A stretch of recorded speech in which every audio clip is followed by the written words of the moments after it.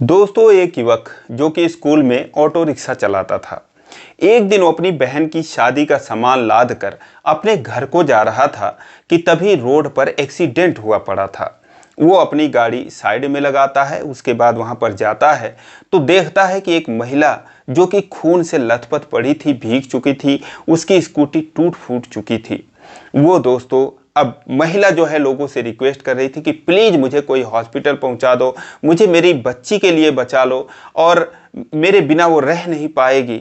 दोस्तों, अब कोई कुछ कर नहीं पा रहा था, उसे कोई छू नहीं रहा था। एक दो गाड़ियां उन्होंने रुकाई कि इसको लाद कर हॉस्पिटल पहुंचाया जाए, लेकिन दोस्तों कोई भी रिस्क लेने को तैयार नहीं हुआ। इधर जो ये युवक था वो लोगों से कहता है कि आप लोग मेरा सामान जो है वो उतार दीजिए और इनको लेकर हॉस्पिटल चलिए, नहीं तो देखते देखते इनकी जान चली जाएगी। लोग जो है उसका सामान उतार देते हैं, उसको वो उठाकर अपने रिक्शे में लादता है, लेकिन उसके साथ जाने को कोई तैयार नहीं होता है। फिलहाल एक महिला हिम्मत करके बैठती है, उसके बाद वो दोस्तों हॉस्पिटल पहुंचाता है। उधर वो हॉस्पिटल में उसका इलाज होता है और इधर इसका दोस्तों जो सामान था सारा, अपनी बहन की शादी में जो भी राशन पानी लगना था वो लेके जा रहा था। करीब 80,000 का वो सामान था। वो सामान दोस्तों वहाँ से चोरी हो जाता है, गायब हो जाता है। उसके बाद जो भी कुछ होता है, एक बहुत ही शानदार कहानी। आइए जानते हैं पूरी कहानी इस वीडियो में। लेकिन वीडियो में आगे बढ़ने से पहले बस वही रिक्वेस्ट, वीडियो को लाइक कर दीजिए, चैनल को भी सब्सक्राइब कर लीजिए ताकि मेरा हौसला बढ़ता रहे। दोस्तों, ये कहानी है उत्तर प्रदेश के बनारस की। एक युवक जिसका नाम राम सागर होता है, उसकी उम्र 32-33 साल की होती है। वो एक स्कूल में ऑटो रिक्शा चलाता था, बच्चों को लाने ले जाने का काम करता था।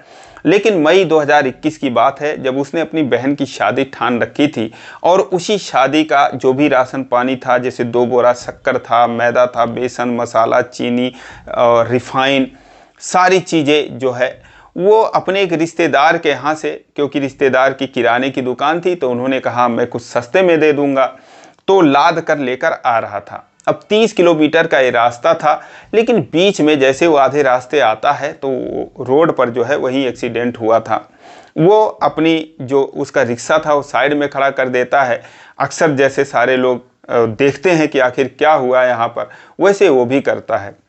जब जाकर वो देखता है तो एक 30 साल की महिला जिसका नाम मुस्कान होता है, खून से लथपथ पड़ी थी, उसकी स्कूटी टूट चुकी थी। अब दोस्तों उसने हाफ हेलमेट भी पहन रखा था, लेकिन ना जाने कैसे उसका सर जो है सामने से आंख के ऊपर फट गया था।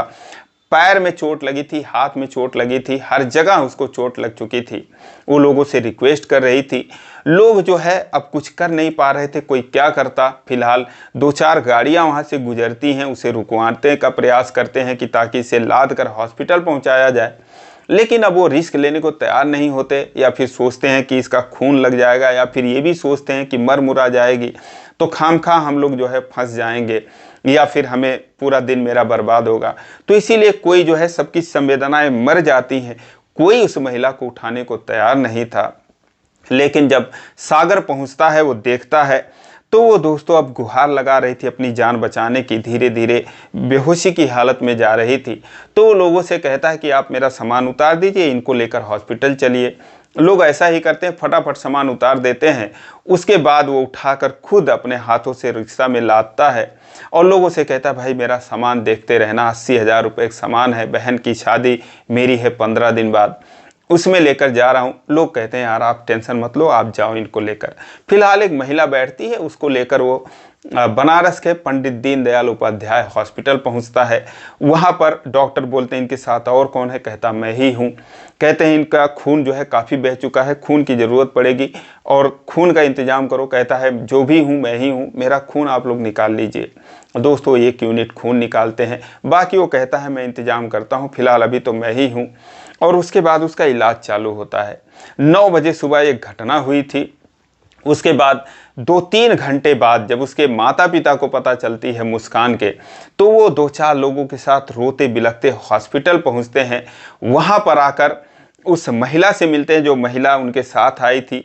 वो कहती है कि अब हम लोग लेकर आए हैं और अगर ये भैया नहीं लाए होते टाइम पर तो शायद आपकी बेटी वहीं पर मर जाती।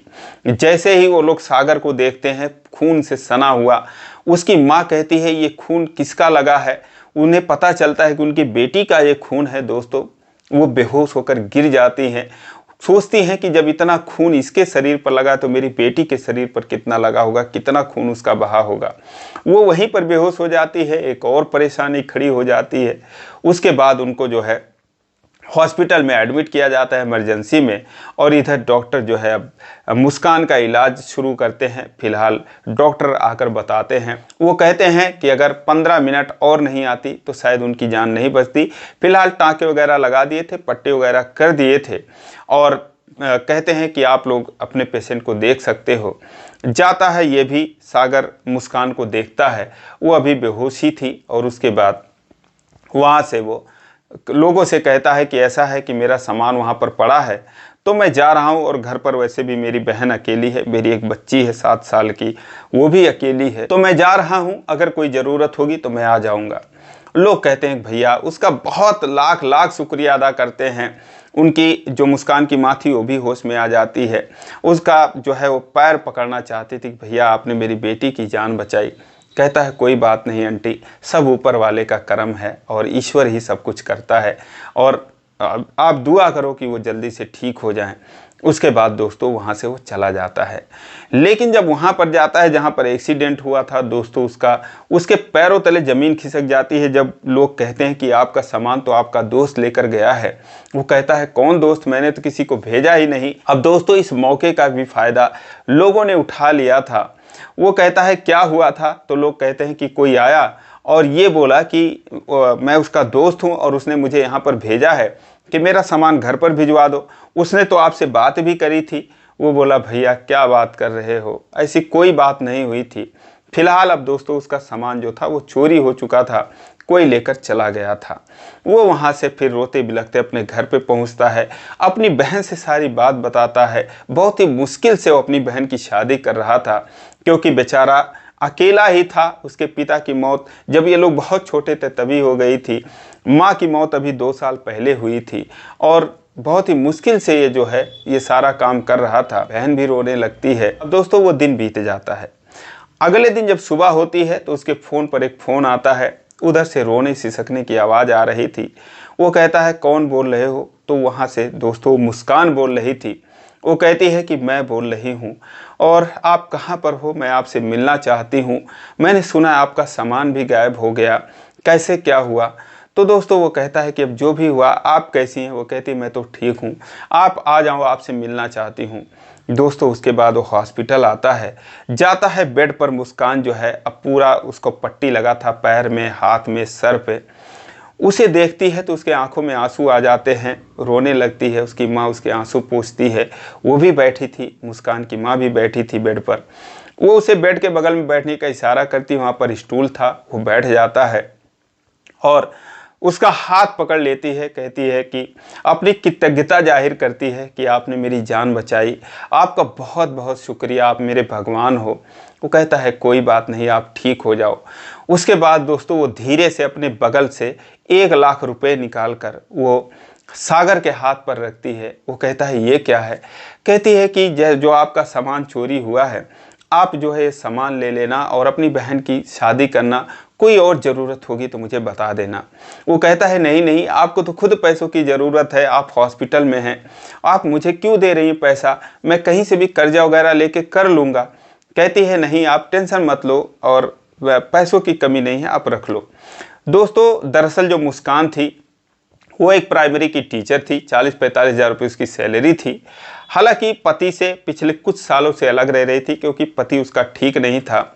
शादी के बाद कुछ दिन तक सारी बातें सही रहीं, लेकिन जब मुस्कान को एक बेटी पैदा हुई तो फिर पति के और बाहर अफेयर थे। इसके अलावा वो उसे मारने पीटने लगा, तो अच्छा था नहीं, तो इसीलिए उससे अलग रहती थी। तो इसीलिए मुस्कान के सारे पैसे जो थे वो सेविंग होते थे। जो पिता थे वो भी रिटायर्ड कर्मचारी थे, तो कोई दिक्कत नहीं थी। भाई जो था वो भी सरकारी नौकरी करता था, तो कोई दिक्कत नहीं थी। तो वो कहती है आप ले जाइए इसको। वो नहीं लेता है, लेकिन हाथ पकड़कर कहती है प्लीज़, जैसे आपने मेरी जान बचाई वैसे आप ये पैसा ले लीजिए। अब दोस्तों पैसा नहीं ले रहा था, लेकिन मुस्कान की माँ कहती है बेटा ले लो पैसा, और आपने हमारे ऊपर इतना एहसान किया है, पैसों से तो हम एहसान चुका नहीं सकते, जो थोड़ी बहुत है वो आप ले लीजिए, वैसे भी आपका नुकसान हो गया है। और कोई ज़रूरत होगी तो बताना, और हो सकेगा तो हम शादी में आएंगे अगर ये ठीक हो जाएगी तब तक। वो दोस्तों वहाँ से चला जाता है, अपनी बहन को पैसा देता है, कहता है बहन ये पैसे रख दो और मैंने पुलिस में कंप्लेन किया है, क्या पता जो पुलिस वाले हैं वो उस सामान को बरामद कर लें, उन लोगों को पकड़ लें, अगर नहीं जो है कुछ मिलता है तो मैं फिर से सामान ले आऊँगा।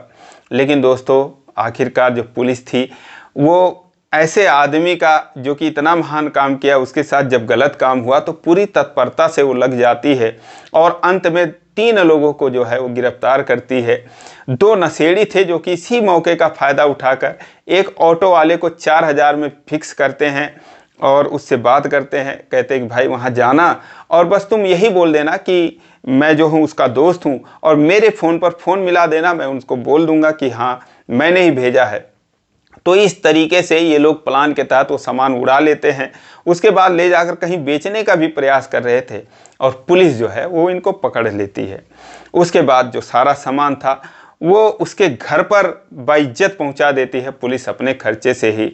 जब सागर देखता है तो दोस्तों अब वो खुश हो जाता है और उसके बाद जो पैसे थे वो सोचता है कि अब इन पैसों का तो कोई काम नहीं है, वो इसे लौटा देना चाहिए। वो दूसरे दिन आता है मुस्कान के पास हॉस्पिटल में, वो पैसे देने लगता है, कहता है कि मेरे सामान मिल गए हैं। वो कहती है कि कोई बात नहीं, आपका सामान मिल गया है, आप ये पैसे मेरे तरफ से अपनी बहन की शादी में खर्च कर लो। वो कहता है कि नहीं नहीं, आप क्यों परेशान हो रही हैं। तो वो दोस्तों अब मुस्कान थी, उसके आंखों में आंसू आ जाते हैं, कहती है कि आप समझ नहीं रहे हो कि मैं क्या आपके लिए क्या कुछ करना चाहती हूँ।